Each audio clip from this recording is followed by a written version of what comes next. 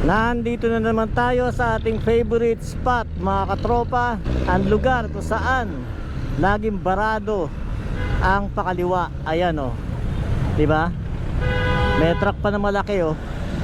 Barado na naman hanggang dito sa yellow box. Ayan o, so walang makadaan. Pati nandun truck nakabante, so walang maalusutan hanggang dito. Ayan o, mga nakatungtong po yung mga yan o. So di ba baradong barado na. Check natin yun doon sa may outpost kung may tao. Wala po talaga maalusutan. Baradong barado na. Ayan, susuot ka doon. Dapat suotan na natin to. Pero ayan, pinakita ko lang po sa inyo mga katropa kung gaano. Ayan, hirap pala si tropa doon Hindi rin makadaan Ayan kita niya yan diba? So bakit laging ganito rito? Yan po yung pinakatanong ko rito lagi Bakit ganito po rito? Bakit po hinahayaan ganito rito? Sana mapo na po ito ng lokal na pamahalaan dito sa may Pasig po. Alam ko Pasig na to mga katrope. Tama, Pasig. Dito yan sa may Dani Floro na kalye. Ito pong intersection dito na napakadalas pong ganito talaga mga katropa. So yun hirap dun hindi tayo makakaano dun. Baka makasabit pa tayo. Ayun sumabit na yung boxer sa papahirapan dito. Ayan, pag abante tsaka tayo haharang naman sa kanila. Ayan di makadaan Gaya to nasa yellow box na kasi Ayan, di makadaan dun Umabante na yung truck doon. Padaan muna kami Kaya nakahambalang na tuloy yung kotse doon, di na makadaan.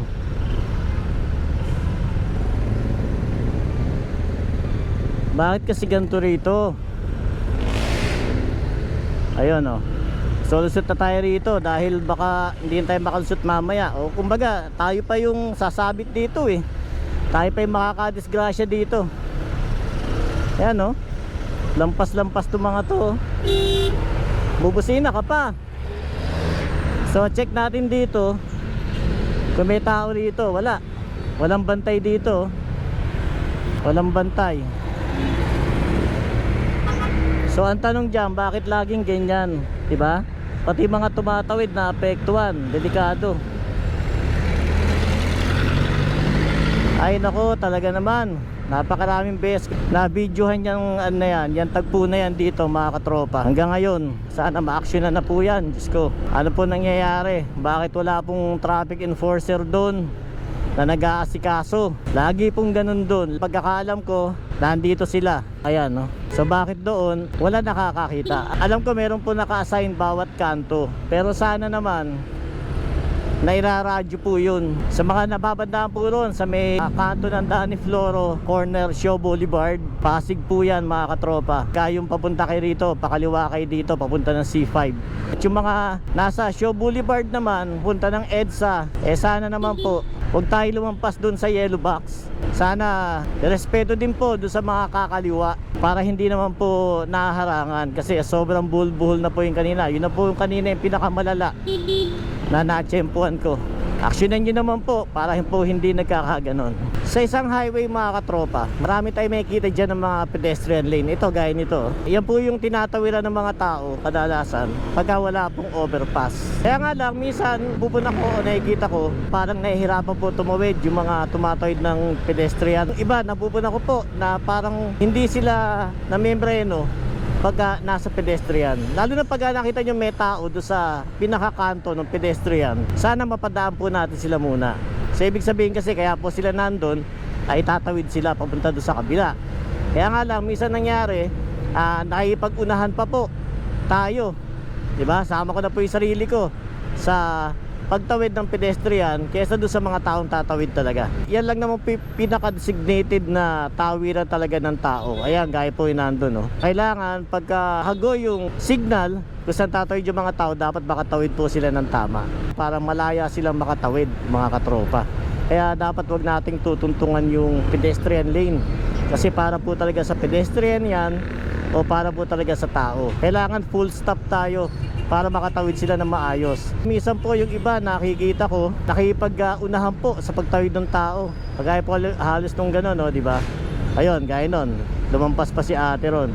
Mas malamang makadisgrasya po tayo pagka gano'n, mga katropa. Ayan, no, sabay ang tao doon sa mga sasakyan. Yan yung pinaka spot na safe dumaan yung mga tao eh. Kumbaga nasa tamang daanan po sila. Kaya sana mapagbigyan po natin yung mga tumatawid sa pedestrian. Pag nakita po natin yan, lalo na kung medyo matanda na po, is full stop tayo. Gaya po nun, dire-diretso lang, di ba? Bigyan lang po natin sila ng pagkakataon makatawid ng maayos para hindi naman po tayo makadisgrasya din ng tao, lalo na bata o di kaya yung medyo matatanda na po talaga, may edad na mabagal pong maglakad, di ba? Kawawa naman eh. So sana paalala ko lang po mga katropa na bigyan po natin ng daan yung mga tumatawid sa pedestrian para makatawid po sila ng maayos, hindi na po nila kailangan tumakbo o makipaghabulan para lang makarating po doon sa kabila. Pagka nakita po natin na may tao po sa kanto ng isang pedestrian lane, hinto na lang po tayo agad at pagbigyan natin sila makalakad at makatawid. Huwag na po tayo makipag-unahan sa kanila dahil baka po madisgrasya lang natin sila, mga katropa. Ang laki. Saan papunta yan? Kakanan. Hop, tatamaan yung kotse. Abante, abante yung kotse.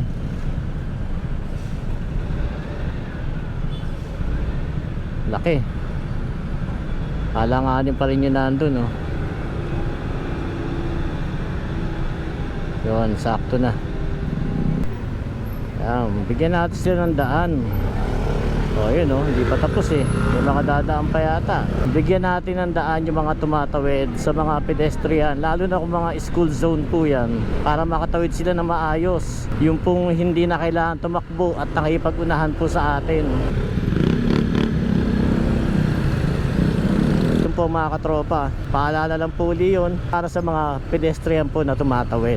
Alam nyo, minsan napod ako mga katropa, malaking bagay din pala yung meron tayong dalang camera o meron tayong camera sa helmet natin, di kaya sa mga sasakyan. Kasi una-una, yung camera pagka naka-on yan, gaya po dito, naka-on tong camera natin mga katropa, huling-huli natin or makaka-capture natin talaga yung mga pangyayari. Madodokumento mo, mare-record mo kung ano yung makaganapan habang umaandar ka.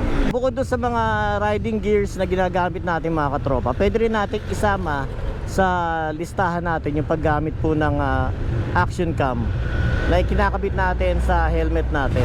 Kasi mapapakinabangan po natin yan habang tayo ay bumabiyahe, habang tayo nag-rides, dahil may dodokumento po natin yung mga pangyayari sa kalye. In case na halimbawa nagkaroon po ng konting pagkakamali o disgrasya, meron po tayong mare-record ng mga pangyayari. Hindi naman po natin nire-required. Malaking bagay din po yung meron tayong camera o meron tayong action camera sa mga helmet natin. Hindi naman kailangan na mamahalin, hindi naman kailangan na sobrang ganda. Sapat lang na kaya niya mag-record ng mga pangyayari habang tayo bumabiyahe, habang tayo nasa biyahe mga katropa. Kung ba may nangyaring disgrasya, aksidente, meron tayong ebidensya kung sino talaga yung mali, kung sino yung nasa tama, diba? Meron tayong mali-review. Nakita nyo may camera sa helmet, photovlogger na or nagko-content na. Iba talaga dyan, gumagamit po ng action cam sa mga helmet nila or di kaya sa motor kinakabit para lang sa safety. Kasi malaking bagay po talaga siya. Marami namang klase ng mga action cam na medyo mura na pwede natin gamitin, tapos lalagyan lang po natin ng SD card dyan. Makakapag-record na po yan mga katropa. So kumbaga meron na tayong may dokumento ano man yung mga nagiging biyahe natin. Meron tayong babalikan, meron tayong pwedeng i-review na mga pangyayari. Kung sakali man, ano man yung mahaganapan. Eh, nakago na. Sisingit pa yata si ano. Ingat lang, ingat, ingat. Op. Galing. Op. Galing. Ayos ah. Yun ang mga banat.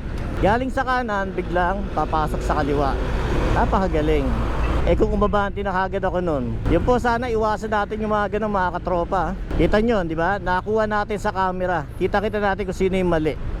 So yun po yung nagiging purpose pagka meron tayong gamit ng mga action cam. Lalagay natin sa helmet natin o di ka dito sa ating motor Kumbaga, madodokumento natin yung mga nangyayari habang bumabiyahe tayo. Makikita natin, pag review natin yung playback natin, kita-kita natin kung sino po yung mali. Kasi minsan nauwi lang po sa pagtatalo dahil wala naman tayong maipakita. Pwedeng mai-rewind o pwedeng mai-review para makita talaga kung sino yung mali. Kung meron din lang tayong sapat na budget mga katropa, suggest ko lang, advice ko lang, kahit yung medyo mga mura na mga action cam, meron po tayo dyan mga SJ cam. GoPro naman, meron pong mga mabababang klase na medyo mura naman pero quality. Hindi naman siguro kailangan na maging motovlogger tayo para tayo gumamit ng action cam o ng camera. Ang mahalaga, yun ay magagamit natin para sa safety natin. May dokumento natin yung mga pangyari. Kung sakali man, meron tayong pwedeng balikan, tibayan, ano man yung talaga nangyari. Suggest ko lang naman yung mga katropa na pwede po tayong gumamit ng mga action cam para din sa ating safety. Kailangan nyo naman mga camera, mga katropa, marami po pwedeng mabilihan dyan ng mga murang camera. Isa na dyan yung memory.ph na malalagpuan nyo sa may bagong Ilog, Pasig, yung pinaka main branch po nila. Plus meron din po sila sa Parañaque, meron din po sa Quezon City. Yan, so doon makakapamili kayo ng mga magagandang klase ng mga action cam. At yung mga budget meal, kaya po ng ating budget. Yan, pasya na kayo sa memory.ph mga katropa para makapamili kayo ano yung magandang action cam na pwede nyong magamit. Memories natin sa mga biyahe natin, mapapakinabangan po natin yung mga action cam. Alright, so yun lang uli mga katropa. Nasa inyo na po yun. Kung may budget, okay. Pero kung wala, okay din lang. Kumbaga, suggestion ko lang po yung mga katropa. Alright, yun lang po mga katropa. Ingat po tayo lahat. At syempre, RS po sa atin mga katropa.